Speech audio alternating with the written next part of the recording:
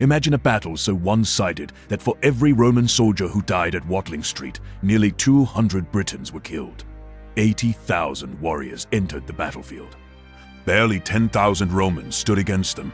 By nightfall, the ground was so choked with bodies that ancient historians struggled to make the numbers believable. This is the battle where rage met discipline, and discipline erased an army. The Battle of Watling Street. The day Rome should have died. The year is 60 AD. Roman Britain is a province built on fear, taxes, and systematic humiliation. In the east lived the Iceni, ruled by a client king named Suetonius, a man who believed cooperation with Rome would protect his people. He was wrong. When he died, he left his kingdom jointly to his daughters and the Roman emperor, a gesture meant to ensure peace. Rome answered by destroying everything. They annexed his lands, flogged his widow, Boudica, publicly in front of her tribe, and Roman soldiers raped her daughters. This wasn't bureaucratic overreach. This was a message. Rome expected submission. What it got was fire. Boudica rose, not just as a queen, but as vengeance incarnate. Tribes answered her call. The Iceni, the Trinovantes, every people crushed beneath Roman boots. Ancient writers claim her army swelled to 100,000 warriors, perhaps more. They didn't fight for land. They didn't fight for glory. They fought to make Rome bleed. The rebellion tore through Roman Britain like a firestorm.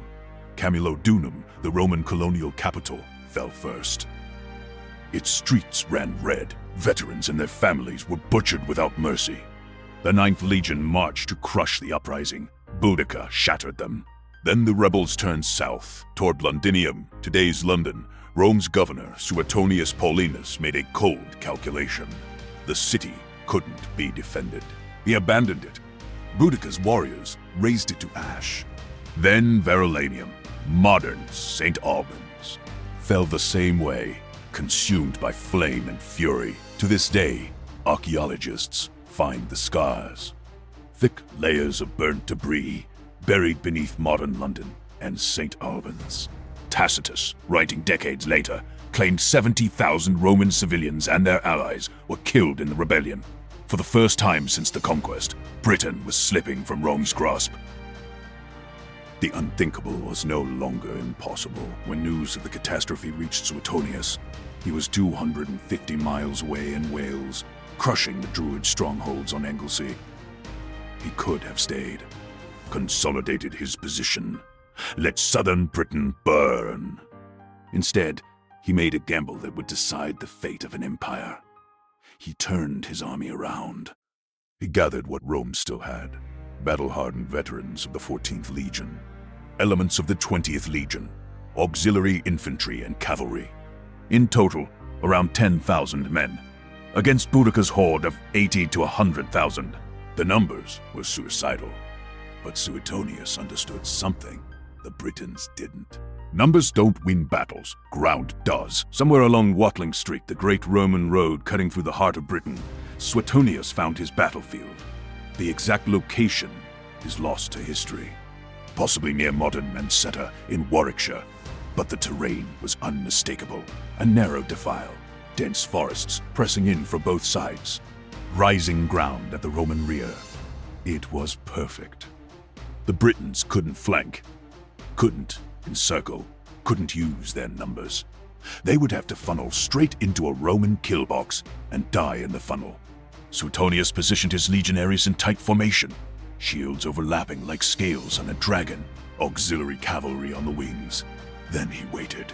Well, Boudica's army arrived drunk on victory and vengeance. They had crushed every Roman force they'd encountered. This would be no different. According to Tacitus, the Britons were so certain of triumph that they brought their families in wagons, thousands of them, arranging them in a vast semicircle behind the battle lines to watch the slaughter. It was meant to be a celebration. It became a graveyard. The Britons charged. 80,000 voices roared defiance.